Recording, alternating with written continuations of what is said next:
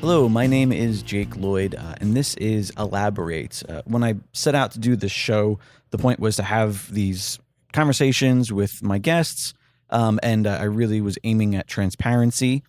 I kind of wanted to invite you and my guest and whoever interested parties are into my world, as vain and as self-aggrandizing as that may seem.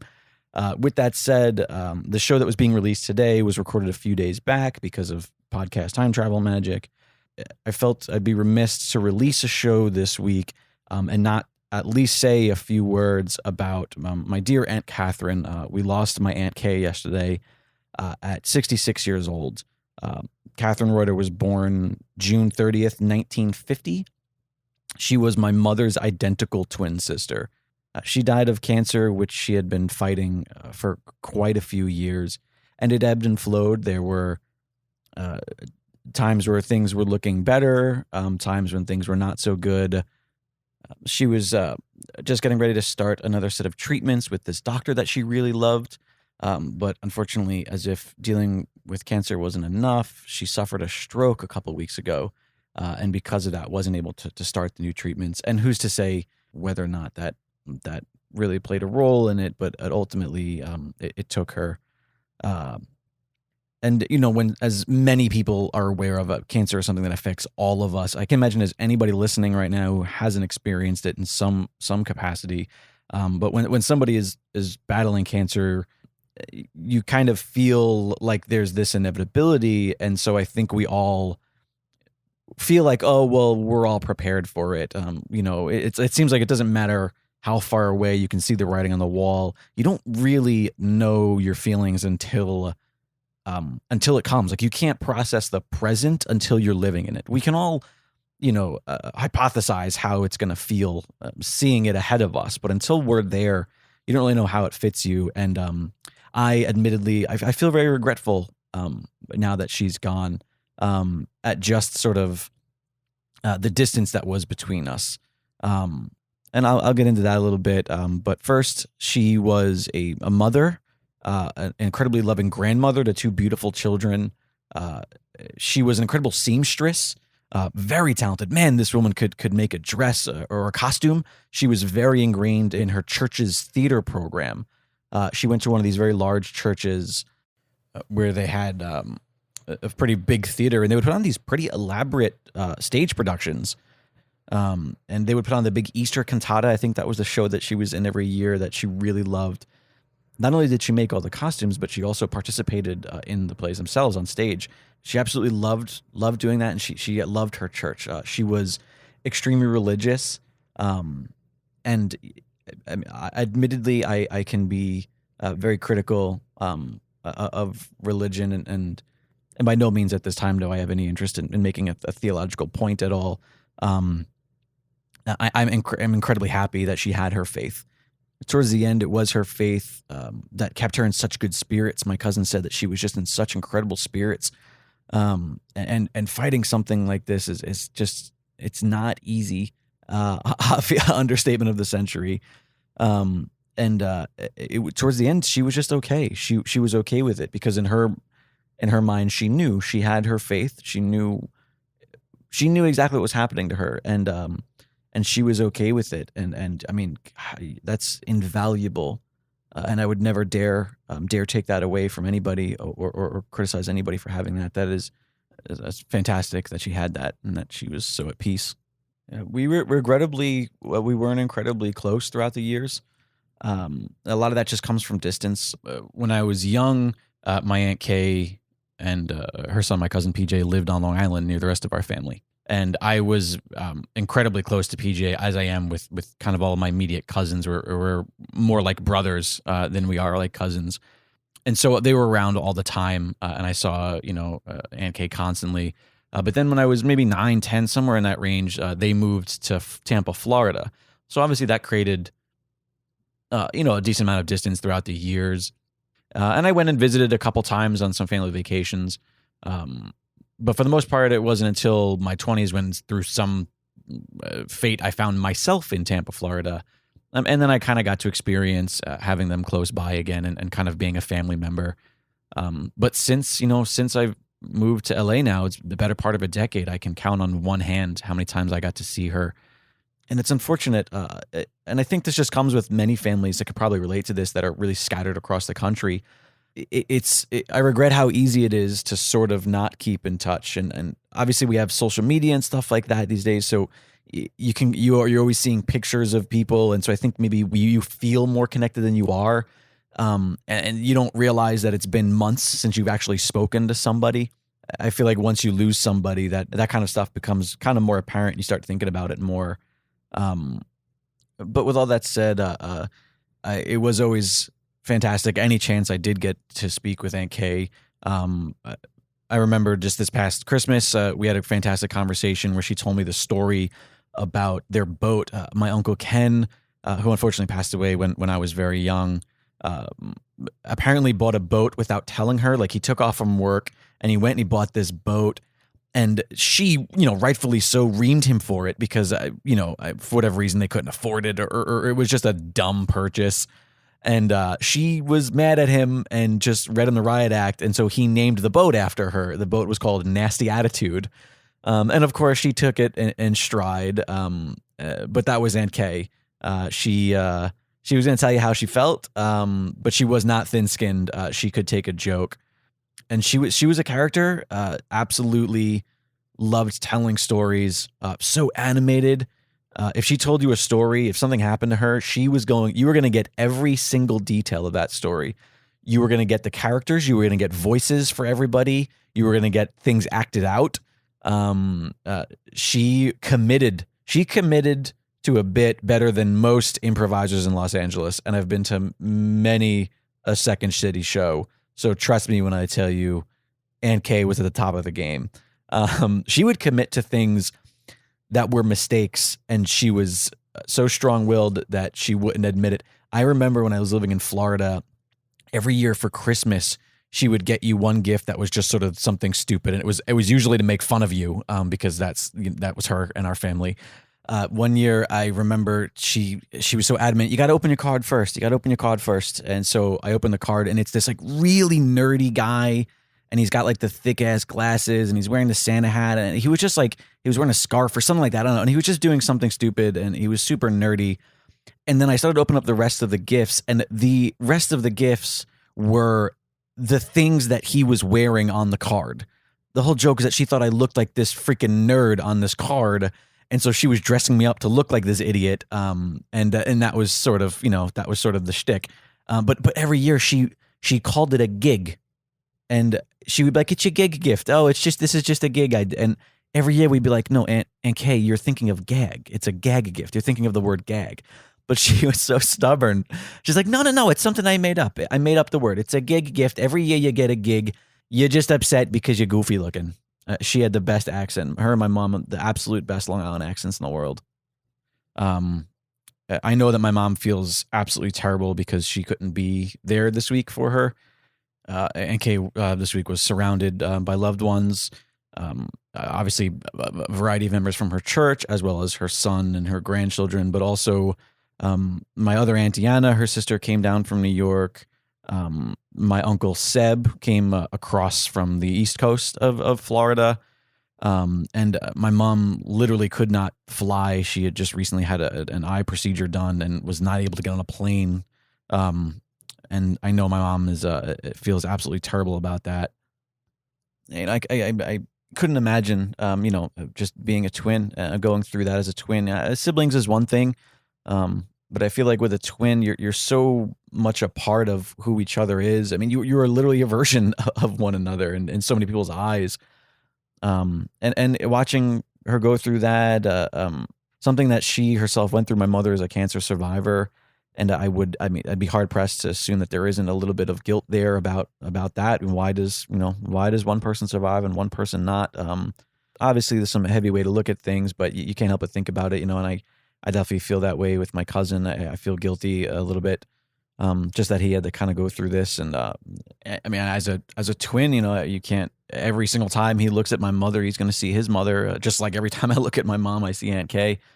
But I don't know. Maybe take the negative and turn that into the positive, in the sense where Aunt Kay will always live on. My mother, They are so twins. Literally in so many ways. People confuse them all the time. My brother at like in his 20s at one point, my brother walked up to my Aunt Kay, gave her a kiss, and said, "Hey, Mom." That's how similar they were. I remember. Here's another story.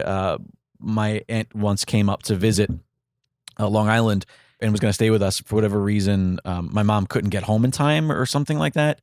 And so my mom was just like, "Oh, well, just go next door to the Belskis, Debbie Belsky, that was her name, the next door neighbor. Go get the spare key from Debbie, and just let yourself in, and then I'll see you when I get home from whatever." And Aunt Kay was just she's so polite, she never wanted to put anybody out. And I'm sure as twins, also there's probably part of this where you're just used to it. She goes next door, and Debbie, who's lived next door for as long as I can remember and has known my mom for ages, just starts talking to Aunt Kay as if she's my mom. The second she opens the door, it just starts going on. And Debbie was sort of like our block's like town Yetta. Like she knew what was going on. So she's sitting there talking to Aunt Kay and just gabbing about gossip and who's in what house doing what. And, typical like Long Island Yetta kind of stuff. And the entire time my Aunt Kay is just nodding along, just going with it, just yes-anding her. Doesn't say a word. Does not say a word. Takes the spare key. Also, I don't know what Debbie thought. Maybe she just thought it was my mom like lost her key. I don't know. Has no idea until my mom later on says like, "Yeah, thanks for giving my sister your key." And Debbie's like, "What do you mean?" Like literally had no idea that it was Aunt Kay and that not my mom. That's another regret that I have is not really getting to see my mom and Aunt Kay, getting to see the twins together a lot in my adult life. Obviously, they were around quite a bit when I was young.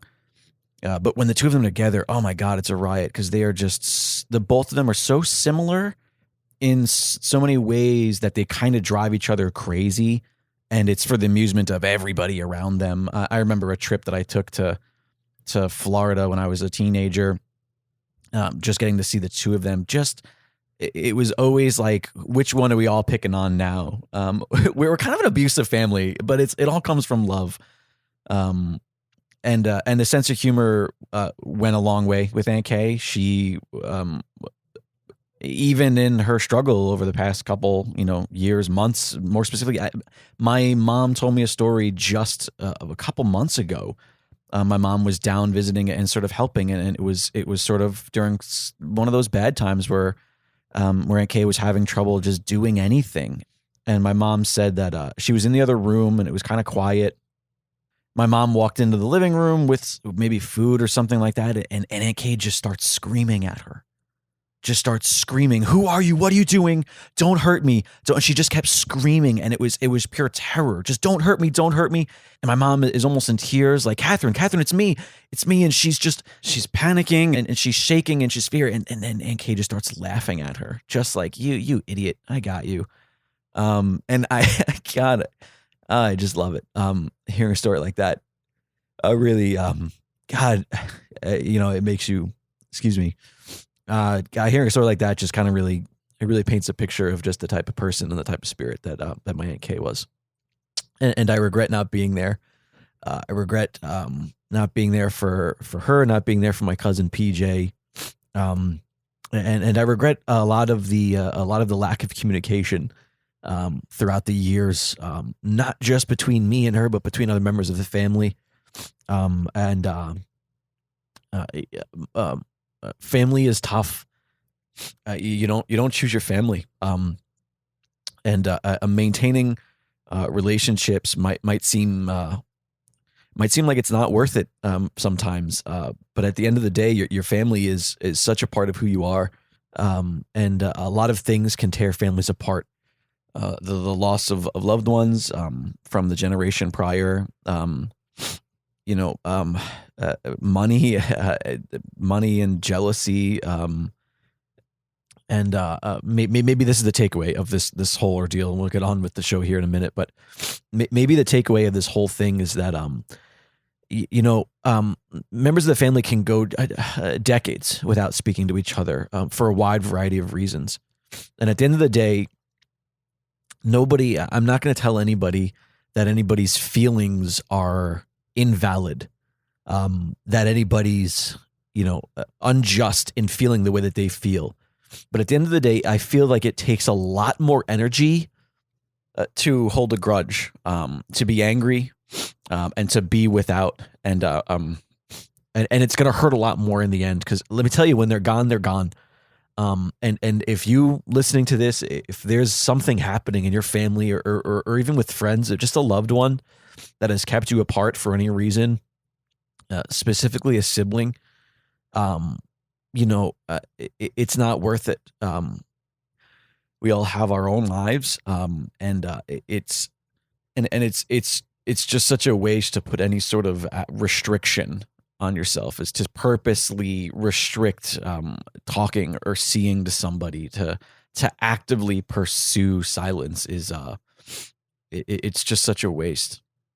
You don't want regret. Regret is the worst, because like I said, when they're gone, they're gone, and you're not going to get time back.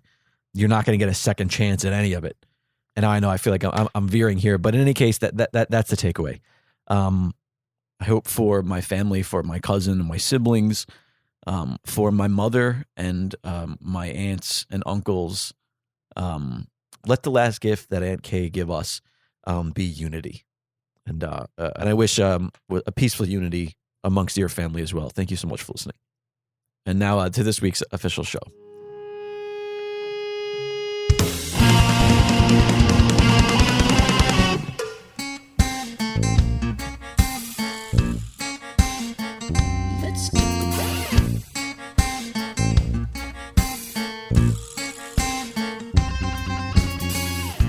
Hi, welcome to another episode of Elaborate, or Elaborate.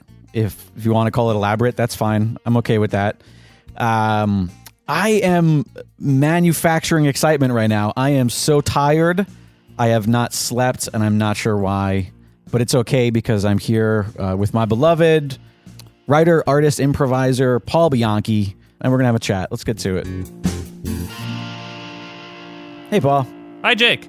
Wow, that was you're coming out the gate. We're doing it again. We're doing it again. I tried to startle you into being fully awake. Oh, thanks. I appreciate that. Yeah, I don't know what it is. I just haven't gotten a good night's sleep in quite some time. I don't know what it is. I can't pinpoint it. Have you tried counting objects? Like just shit around the house? But in your head while you're trying to go to sleep? No. Like the or old counting old sheep thing? Counting backwards from 100.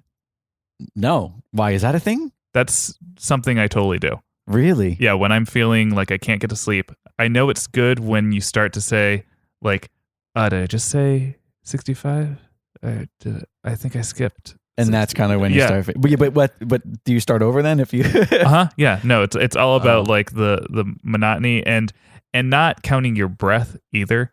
It's sort of, and not creating a rhythm. It's more of just like you have to like treat it like this mundane exercise, because once it becomes a song, then you're in trouble. Oh, right. Like you can't go like 100, 99, 98, 97, 90. Yeah, you can't do that. It's got to just be. Yeah, I think you sort of need that breath in between. Right. I'll try it. I don't know, dude. My mind has been wandering. Do you know what doesn't work? What? I remember the first time I had insomnia in my life as probably at like 11 years old or something, where I was like, I had trouble getting to sleep, and I was telling my mom about this, and she came into my room and she said, all right, close your eyes, relax your whole body, relax your toes. Yeah, it's a hypnosis. And she started labeling these parts of my body, but instead of like making me feel relaxed, it was more like I discovered the discomfort I had in those areas. Yeah, I remember specifically, I was like, "Ooh, I can feel my big toe against my second toe," right, and like that was uncomfortable. Interesting. Yeah, but that is a really common like hypnosis technique. Is that sort of, think about the way that your arm feels, think about the way that your hand is resting on your leg, but it doesn't work for me, I don't think. No, you never tried it? I did try hypnosis once. Yeah. As a comic for so many years, you meet a lot of, a lot of, what are they called? I can't think. Hypnotizers. Thank you. You meet a lot of hypnotists. Mostly like the comedy hypnotists. I thought you were going for a joke because you stopped at hip. No, I legitimately couldn't think. Again, I'm very tired. But there's this one comic / hypnotist who's he's well known for getting people to quit smoking. And not that I had a problem with with quitting smoking. Oh, But you had a real problem with it. You never started. yeah, exactly. But he would have these CDs that he would sell that were like, oh, get a better night's sleep, or Is that the name of the CD? I don't know. Get No. a better night's sleep with John No, Hypnotizer. the separate is I can't even remember his name, but I probably would had I gotten some sleep last night. In any case, so I tried one of those once, me and my ex, and I remember it was more annoying than it was anything. I was like, I have to turn this off. I can't concentrate and fall asleep. It was irritating. Did he have one of those voices that like doesn't actually help you sleep? Yes. Well, if I'm not mistaken, he was despite the fact that I knew him from Florida, he was a big New York guy, like real thick, strong Long Island accent, like, one of those kind of like very like Brooklynite sort of, not a soothing tone at all whatsoever. Yeah. But his stage show was always a good time. I always feel like comedy hypnotists, it's such a hit or miss of this like really just kind of hokey, cheesy shit that you can't help but thoroughly enjoy when you get a great group of audience members up there. Like it's this fine line of like as a comic you can't help but make fun of that shit. Like Sure. when like as a comic you're just like, oh, fucking comedy hypnotist, like this is retarded. And then you watch a show and you go, all right, that was fucking hilarious. Have you ever been on stage? No. Have you ever been? I have. Really? I was selected to be in a comedy hypnotist show. Okay. Do you remember who the hypnotist was? No. It was at my senior lock-in. Do you know about senior lock-ins? From context, did you guys sleep overnight at the school and they locked the doors? Not at the school. We were at I think a YMCA. Oh, okay. And it was just like an annual tradition. The senior class in high school, we got locked into a place, presumably because it would keep us from debauchery. Interesting. I've never. This is rare to me. And it was a one night thing. It was a special thing, and they had a karaoke machine and an all night like candy bar, and there was a place that had movies. A karaoke machine in a high school. In what year is this? 2002, 3? 2003 or 4. I forget when it happened. Fun karaoke machine, I'm sure. And then, I sang Puff the Magic Dragon. I have a specific really? with Jackie Lee. Oh. I remembered because my sister also took part in her senior lock-in, and she got selected to be hypnotized. And I watched the tape, and I remember thinking, "Oh, this is the funniest thing ever." Yeah. And so when we did that, and I knew the hypnotist was coming back, I was like, I have to be selected. You want to be So you had a mission. So I got selected, and I don't think I was really hypnotized. Yes, this is literally every conversation I've ever had with any of the audience members after the show is always like, I knew what was going on. Yeah, it was more like maybe this is the hypnotism, was that I got the post-hypnotic suggestion to be more confident, and I accepted that. It's to me, what I've noticed in watching it for years in comedy clubs, it's more the power of suggestion than it is hypnosis. And it's that whole thing of like, oh, I'm going to put you in a headspace where you are more open to this suggestion. And then that's sort of kind of how you get, because then you also get people that clearly, there's actually one of my favorite things is watching a person that's just so unwilling to participate and then watching them just get kicked off the stage. I'd be like, all right, let's go sit down. Like, and then finding somebody else but the thing that always amazed me though is, I remember this couple, again, there was a few of them, but this one in particular, he always used to talk about scatter. Oh, you got to look out. Because if you look out in the club, you'll notice some people, as I'm doing this, they'll just start passing out and they'll just start dropping, and like they're going to get the scatter, and that's the one part where my skeptic brain was always like, this is kind of fucking interesting, because there would be legitimately people like passed out in their fucking chicken fingers. Yeah. That he would be like, okay, get him up here. It was really interesting to me, but also I was always such a, I don't know. It's silly. For me, I think it was like I spent so much of my grade school experience just wanting to belong. And I felt like that was the ultimate way to belong suddenly, was that it didn't matter what friend group we were in. We all of a sudden got up on stage and we were all doing this activity together. Oh, so it was like the people up on that stage with me, they're gonna be my brothers and sisters for life. Yeah. We went through this, like the trenches of hypnosis. Maybe. I definitely don't remember having those sorts of ideas, but I felt good being up there. Yeah? Yeah. Well, was that just the performer in you? Maybe. But I didn't know I was that much of a performer in high school. I was very Did this hypnosis thing happen before like plays and stuff like that? Or were you not a theater kid? I wasn't often a theater kid. I have this desire to be a theater kid. Gotcha. And I was in some of the shows, but I was more so a art kid, right. and I ran cross country and track. Right. And you really couldn't do more than that. It was like it was really hard. Like I remember when I got cast in a play, telling my coach, like, "Hey, I'm in this show," and he's like, "No, you're not. Yeah, you can't do both." Yeah, I had to choose between like sports and theater, or if baseball, specifically baseball and theater, and I was like, well, there were more girls in the theaters. Yeah, right. Like that's kind of my thought process. How odd was that you were forced to be like, because they happen at the same time. Can I be athletic? I don't think that it's like out of a social construct as much as it is they happen at the same time. You literally can only do one. You can only be at practice or rehearsal. You can't be at both in the same place. That was what it was for us.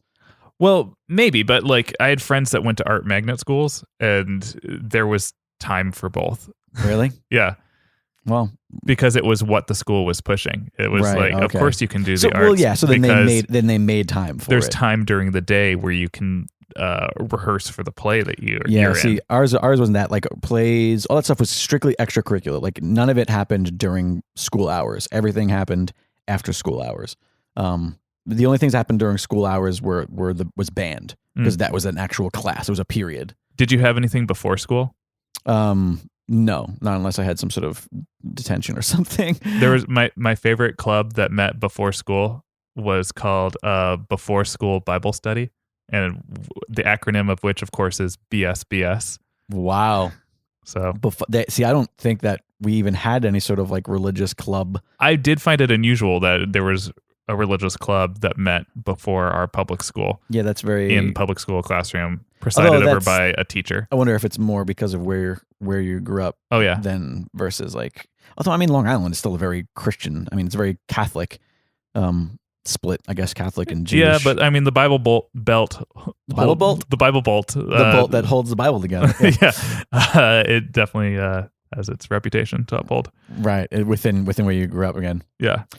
Getting back to the hypnosis thing, I don't think that it would necessarily benefit me. I did find though that you and I, a few weeks back, we went camping for my birthday, and I found that I had a really exceptional sleep despite our uncomfort.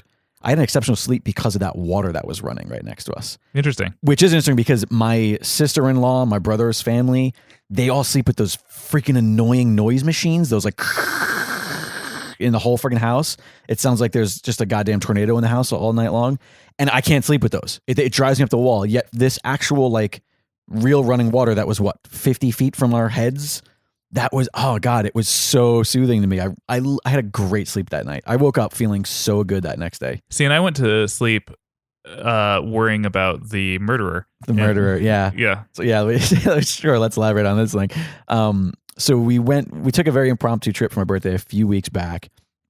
And we went to this place that's just out of LA. It's very close, but what's great about it is that it doesn't feel like LA. You kind of hike down into this sort of gully where there's this running river, creek. I don't know how much water you need to have in something to qualify it as a river. But it's somewhere in between a creek and a river. And these big trees that don't look like they're from Southern California. It's this really beautiful place, but it's this little kind of campground that's kind of just away. And we got down there, and there's clearly people that live down there. There's this fairly large camp set up with multiple tents and tons of stuff on benches. There's clearly people that live there. And we got there pretty late again. It was a very impromptu, last minute thing, and we're rushing to kind of get our tent set up and the fire built before it goes dark. And this guy walks over, just straight out of a horror movie. Yeah, he lumbers over. Yeah, he's got a cane. Yeah. Overalls. Mm-hmm. You can hear his beard coming. Was he wearing anything under the overalls? I think he was, but let's pretend he wasn't. Because it was fine. Yeah. Big beard, a trucker hat, and the type of voice that can only come out of somebody that looks like this. Yeah. Not everybody who looks like this has that voice, but only people who look like this have that voice. Mm-hmm. And I'm not even going to attempt to do it. Oh, see, in my memory, it's a sort of a well, it's like Yeah, sure, okay. Yeah. That might be a little bit more extreme. what are you two doing over here? No, see, that's not nearly backwoods enough. That I like this guy. This guy's comforting. This guy I'm taking advice from. Wait, no, but then when he's like, the court said I couldn't sleep right, out here. You're jumping ahead. Wait, let's tell the story. Yeah. So this guy clearly has been here. Will you massage my shoulders? All right, I was gonna cut that out, but now you keep doing it. This guy, he kind of lumbers over, like he said, and he starts asking us if we need help, which is very kind of him. I don't think he could have helped us because he could barely walk, but it was very kind. But then he started sort of peering at our belongings. And that's why I don't think it was ever kind. I don't think that was ever his intention was to be kind. He was just scoping, and it was kind of creepy. And I kind of positioned in a sense that I kind of like just kind of made eye contact with him, and you I fronted. Looked. Yeah, and I definitely fronted, and I was just kind of like, all right, dude, like we're good, thanks, man, appreciate it. And then he kind of just lingered, and he was kind of watching us build the tent, and then he started saying like, yeah, somebody built a fire over here, and there's this little. Like clearly somebody built like a really crappy fire pit in a place that I guess he didn't want people building fire pits because he lives down there, He was like, yeah, not supposed to. And then I was like, yeah, I see that. Yeah, cool, And I kind of was just sort of giving him that like, we're good, dude. Like, I appreciate it, but we're good.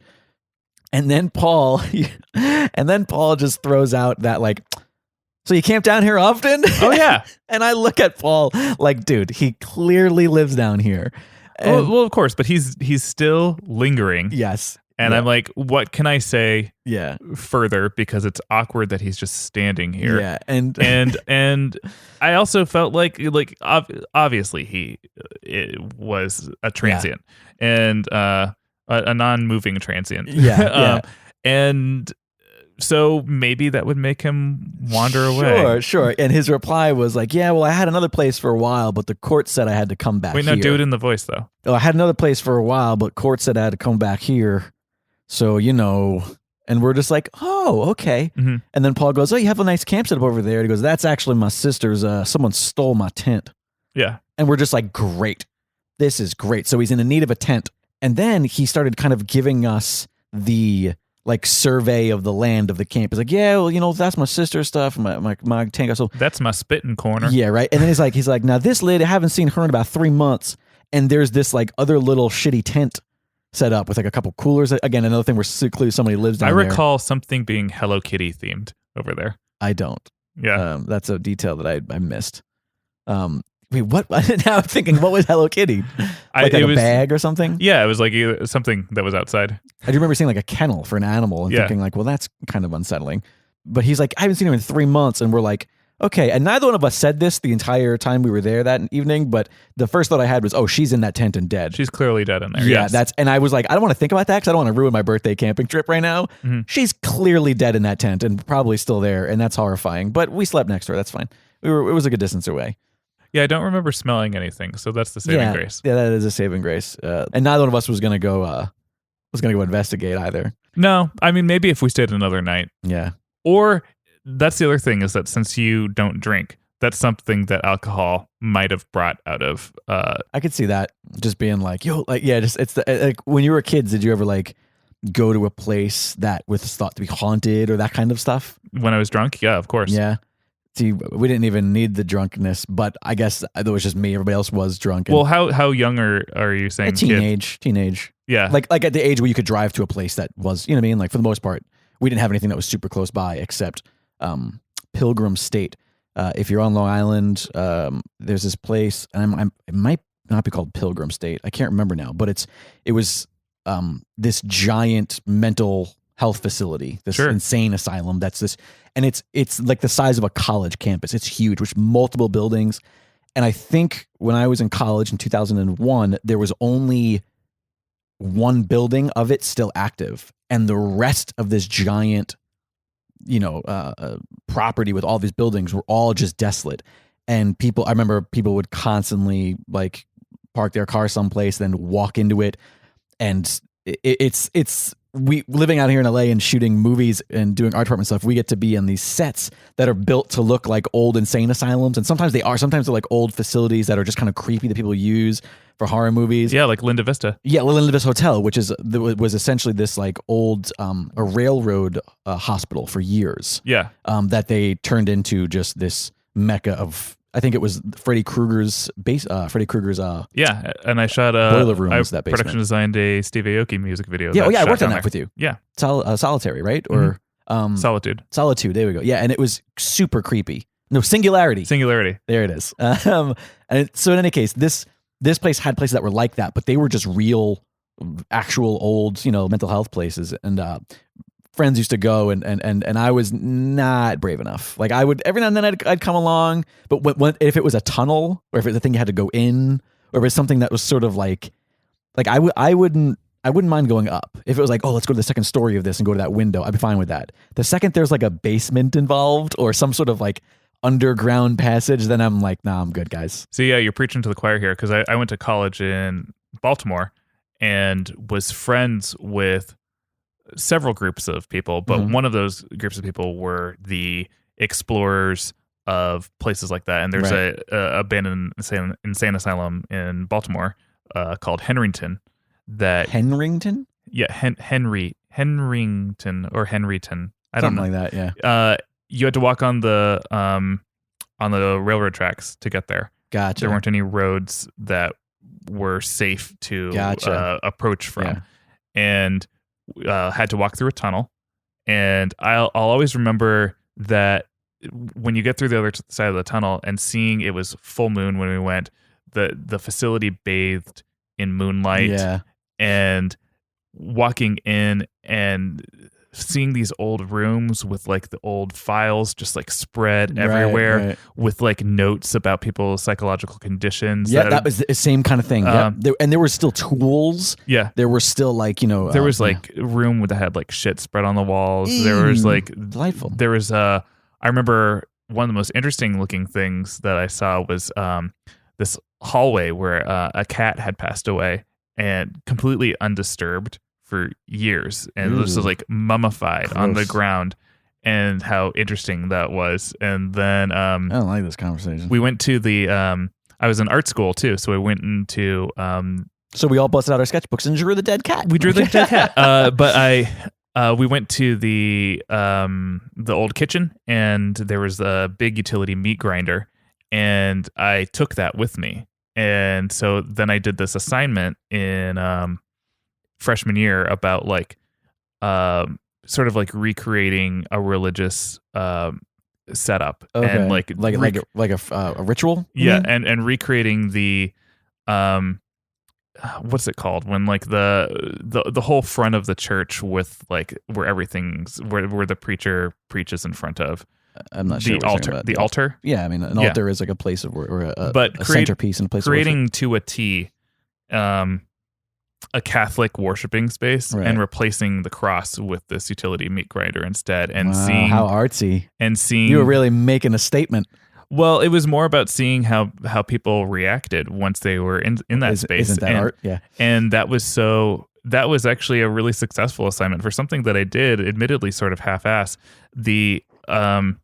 The response that I got from the class of how like eerie and upsetting it was for people when all you did was replace one thing was very interesting to me. Isn't that what art is? Aren't you defining literally getting a reaction out of people? Isn't that the point of it all? Now, do you mind if I feel like we passed over something. We passed over lots of things. And I want to know why you felt the way you did when you said that, like, if you had to go down or if you had to go through a tunnel, what sort of feelings does that evoke? And is that a trait in yourself that you don't like about yourself?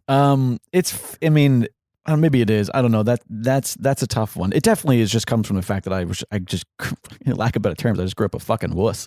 I never watched horror movies as a kid. As an adult, I don't enjoy fright. Like, I don't enjoy that. Like, people that like movies that give them jump scares, that to me is not enjoyable. I fucking hate a jump scare. There's no part of me that after it's over goes You like, didn't- oh my God, that was so fun. You didn't enjoy the adrenaline rush at all. No, to me it's not. Yeah, I don't enjoy it, and maybe it comes into like anxiety. I don't know. Sure. I was easily scared as a child, and despite the fact that I don't believe in ghosts or shit like that, I it's still that thing of like I can't help but I vividly remember as a kid, if I was out in the dark, just walking faster. Like you always get home, like you walk home. If I was walking from like 3 blocks over from a friend's house as a kid and it was dark out, I remember just like walking with a little bit more pep in my step just to get home, just to get out. Even though I lived in like the most suburban, like. Does that feeling though of like walking faster and then getting home without anything happening, did that give you ever any sort of thrill? No, I don't think so. Although I think there were times where I would, towards the end of it, I would do that sort of like, oh, I have to get in and close the door and lock it really quickly. And it almost became kind of a game in that moment. Sure. That sort of like, oh, and I made it, that kind of thing. But I don't, yeah, maybe in that instance it gave me a kind of a little thrill, but I don't remember vividly enough that like the actual walk home. I think the walk home was legit just like fear. Like I don't, like if something is following me or if someone, but yeah, I was a very babied kid. I wasn't a brave kid at all. Like I didn't do things that other kids did that were risky. I was very like safe. I was that kid.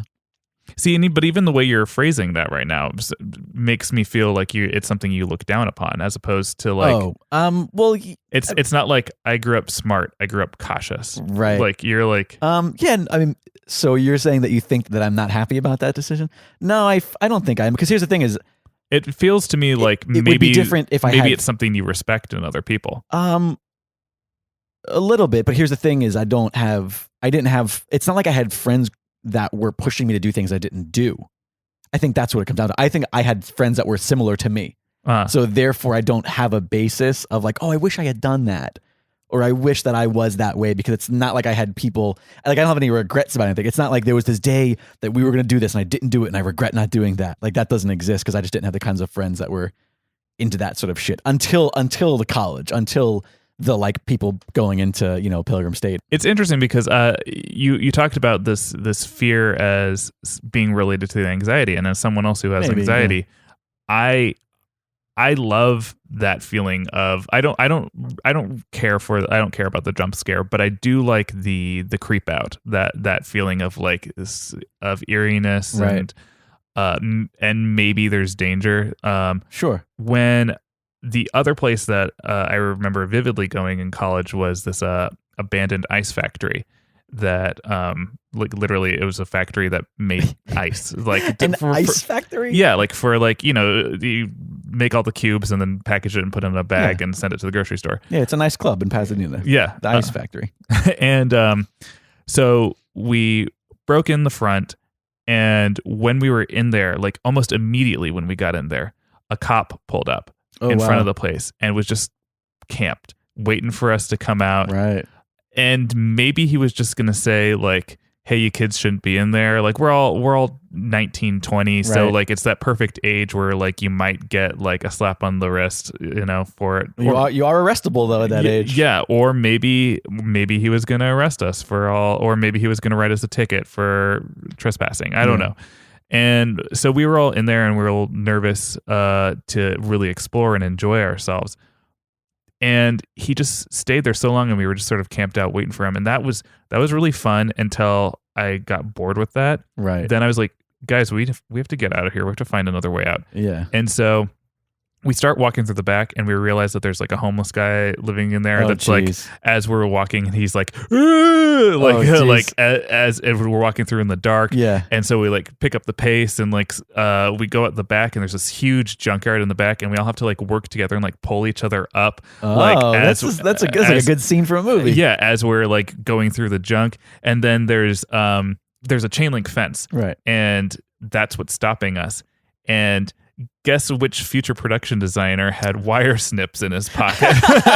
This guy. So that's funny. Cut through the fence. We walk all the way around back to our car, which is parked legally on the street. Right. And the cop just sees like a group of kids walking on the street, getting into a car. Great. And like that whole night, that's excitement. that feeling, that excitement is fantastic. And then now I feel like at 31, that's not something I can do because Yeah. the legal ramifications of that just feel a little bit more severe for a 31-year-old than maybe a... Yeah, you're absolutely right. There's definitely a level of, well, what's the worst they could do? There's definitely a level of that you, when you're a kid, when I say kid, you're a teenager, or even early 20s, you sort of, it's that the ramifications are just, what's the worst that can happen? Yeah. I'm a kid. It's kind of like how they say old people could steal. like an old person can pretty much get away with whatever they want. Like if you've caught an old person stealing, they'd be like, oh, I'm sorry, I didn't. And you're like, oh, fine, just take it. Like you're old. You can get away with it. Same thing when you're young. I don't know. This is all over the place. I thought it was very focused. Was it? Yeah. I'm very like, and I'm not, I feel very out of mind right now. It's working. It's Is working it? for you. I feel like I'm not like, do you know that thing when you get kind of like, you're just out of it and you feel like you could hear yourself and you're present, but you're also I feel like I'm also right here looking at us. You are. Like, I can see you. Oh, perfect. I'm like an apparition over there. Uh-huh. I don't know. I'm gonna go play Skyrim for a while. Okay. Well, you go do that. What are you doing? I have a rehearsal tonight, and I'm also supposed to have a meeting with Sarah. Sarah of Misunderstood. Sarah of Misunderstood. Have you noticed anything since doing the show about yourself, listening to yourself talk in conversation, people? Yes, I have. Are you gonna elaborate on that? Or just... Well, I've just noticed how much I say and I just Right. ummed before I did that, but that's something I've noticed about myself before. Yeah. I think that I because I was raised to be polite, Right. and I try to be very thoughtful in how I phrase things towards people, and I try to use the right word, and I try not to offend people when I figure things out. You say in place of what? And then people read into it, and Really? That's funny. And I've had people decide that I'm a judgmental person based off of the way that I speak, and really? And that sort of hurts my feelings because I don't get that from you, but maybe it's because I actually am a judgmental person. So for you, it's like, no, you're not. I know that. We could smell our own. And I guess the thing is, I do make judgments about people. Well, we all do. Yeah. Yeah. And I like to feel like I'm a very honest person. When people ask me, once I've become close enough where I will give you my unbridled opinion, right? I do give honest opinions about other people for sure when you ask me about them. Yeah, that's very true. You are definitely a no bullshitter. Yeah, which is an enjoyable trait, and one of the reasons why I think you and I are friends. If being honest, that's probably the very first reason. Like, obviously, you and I, when we first met, we bonded over our love for pro wrestling. Yeah, but I really think it was the fact that we immediately knew that we could get an honest answer out of each other, and I think that's one of the things that I was first like, oh, this guy's real. He's a human being with an actual opinion that he has a feeling about that he's going to express, and it's not this sort of bullshit facade of many people that we meet in our day-to-day lives here. Paul, thank you again for consistently coming and hanging out and chatting with me. I always enjoy it. Where do people do the things? Where do people do the things? Yeah. Well, if they feel like following me on Instagram, it's the Paul Bianchi. I did that a while ago because there's apparently other Paul Bianchis out there. So I'm the Paul Bianchi. And it's Bianchi. Yes, like the bicycle brand. And is there anything on the internet that you want people to watch? Oh, are you talking about the Deadpool musical? Yeah. Okay, yeah. I wrote the Deadpool musical, #Deadpool musical, that was slightly popular. And they should also listen to another podcast on this very network. Yes, called Mythunderstood. I love Mythunderstood. I'm learning a lot about Greek mythology, and I kind of want to be on the show. Would you ever do have a guest on with you and Sarah? Maybe like if there's one episode that's about something that's maybe more pertinent to you, or pertinent to there you go. I was gonna sure that works. Yeah, like Pan because you're half goat. Yeah, I am half goat. Are you referring to my body hair? Because you're absolutely right. Fantastic, Paul. As always, follow me at Liquid Jake on Twitter. Please, if you're listening, you want to discuss, you want to ask questions of me, Paul, of any of the previous guests, use the #ElaboratePod. I have not made a Twitter account for Elaborate because I think it's redundant between It's Dragon Wagon on Twitter and my own Twitter account. It's one more thing that you're going to follow that's going to be the exact same shit, so don't worry about it. But use #ElaboratePod. Please share us with your friends. And once again, follow at It's Dragon Wagon on all social media. And we'll talk again real soon, bud. Okay, let's do that. I love you, bub. I love you too. Hey guys, I'm sitting down with Zen Zenith, host of The House Show Show. That's me. That is you. Tell us a little bit about what The House Show Show is. All right. Well, the House Show Show is a live event series and podcast where I have different guests on each week. So like in the first episode, we had Tiny Stills, who's this awesome singer-songwriter from here in Los Angeles. And she came on, played a couple songs, real stripped down intimate style. And then I sat down and chatted with her and did a Q&A with the audience. And it was a lot of fun. We talked about depression and we talked about what her songwriting process is and how she really wants to write songs that make good AIM away messages. That's fantastic. So you're not afraid. You're not afraid to get serious. Yeah. Not afraid to have some fun. Yeah. It's a live show, so anything can happen, which is part of the fun of it. It is such a fantastic time. I really do urge everybody out there to check out the House Show Show.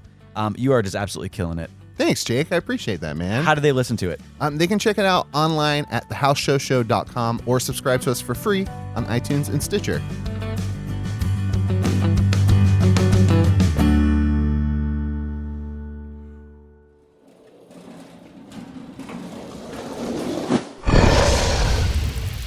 It's Dragon Wagon.